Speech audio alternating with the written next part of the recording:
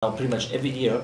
In the last 6 years, we have been 4 times the #1 software company in the world and 2 times #2 software company in the world, providing value to the end customer. In 6 years in a row, it's not an accident. It doesn't happen just by chance. We don't have enough marketing money to buy this study every single year to come out at #1. You know? So there's something just fundamentally different in the way we are delivering value to the customer. I think this is a very good proof point. More and more customers see this, recognize this, gain the experience. I think that's one of the reasons we as a company are performing quite well. All right, we've done a lot of talking. What? Yeah. So, what is this value? You're talking about value. Yeah. What is the value? Well, let me go through offer? multiple. So if you just look at the sheer math of what we charge versus our installed base, you know, we represent, depending on which survey you look at, somewhere between 15 and 18% of all server OS installations. Right? We represent, if you believe the IDC numbers, the server operating system market's a $21 billion market. Mm-hmm. Last year we did $750 million of revenue, a lot of services in that, a lot of JBoss in that. So, you know, do your math on roughly what you think, you know, that would be Linux. We don't disclose that number, but it is a low single-digit percentage of server OS revenues. So we deliver almost 10 times the server count share versus our revenue share.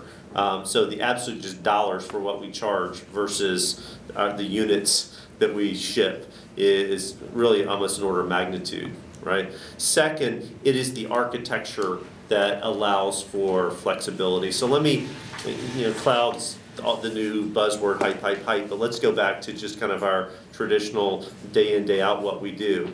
By delivering an extraordinarily high-performing operating system that abstracts hardware from software, we allow our customers to write applications today without being worried about being locked into their hardware in the future. So you can build your trading platform on Red Hat Enterprise Linux 1 year, 3 years later, bid out, am I going to run this on an IBM, an HP, a Dell, whoever's hardware.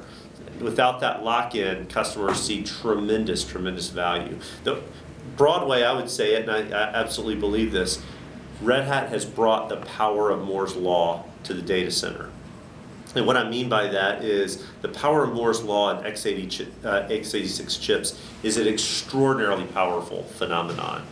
And it did incredible things to client-server architectures and desktops and fat clients and all of that stuff. Didn't have that big an impact on the data center, quite simply because there was not an operating system that was capable of running mission-critical applications that ran on x86.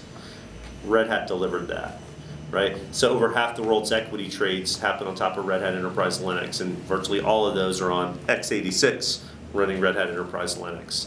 So we have brought not just the feature functionality of an operating system, but we have enabled Moore's Law more broadly in the data center because of what we've done, right? And by building this layered architecture, whether it's the hypervisor or the operating system or the application server, we allow choice on either side of those abstraction layers, which allows customers to not be locked in, to have choice going forward as they're making those architectural decisions.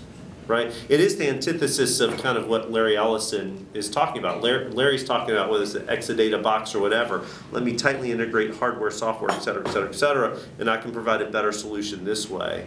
And as we look and you say, wow, you throw a time dynamic in that, over time, wouldn't you rather have clearly abstracted, right? I can change my hardware over time when I want to, abstracted from hardware here. Potentially, my entire infrastructure abstracted below the application server layer here. And that's what we're looking at doing, is picking the specific points in an IT architecture that make sense to be abstracted. And we're doing that in an open source way, because by doing it in an open source way, we're not locking in, we don't have the risk, customers don't have the risk of us locking in and charging supernormal returns, because frankly you can just stop paying us. What do you tell a customer that has the intention to standardize first on Microsoft for a whole city, and then change to open source. Mark knows about this customer. What do you tell that customer? Well, it's an abstract question. Yeah, no, they want to spend 100 million on Microsoft before they change to open source. What do you tell such a customer? They've already spent the 100 million? They're going to spend 100 million on Microsoft software. I would say pause long and hard and consider that investment, because it's not just what you pay this year, it's what you pay next year and the next year and the next year with the lock-in. Again, I go back, if you in the mid-1990s said, I think I'm going to go with XP and Office. There was an Office XP back in the Maybe you should 90s. ask them, didn't you learn from the past? Well, exactly, and say, how much have you now spent over time upgrading Windows, The thing is, they Microsoft Office? didn't jot down Office. all their costs in the past, so they don't know what they spent. So, I was talking about the city of Amsterdam, actually, and he has written a lot about it. well, I think we can demonstrate an order of magnitude cost savings. I think we have done that. And it's not just about cost, it's also about performance and features and functionality. And features that you pay for but don't need. Right. Right, okay. Very clear answer.